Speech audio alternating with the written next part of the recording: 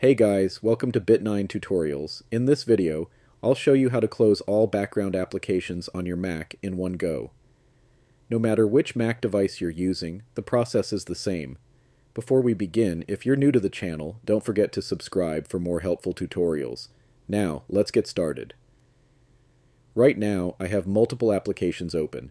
Normally, to quit an app, we go to its name in the menu bar and select Quit, or we use the shortcut Command+Q.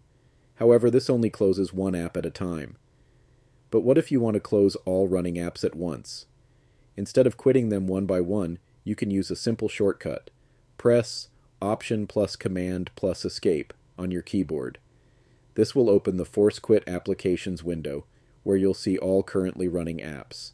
To close them all at once, press Command+A to select all applications. Click Force Quit and confirm when prompted. That's it.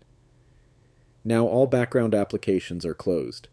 You can verify this by pressing F3, Mission Control.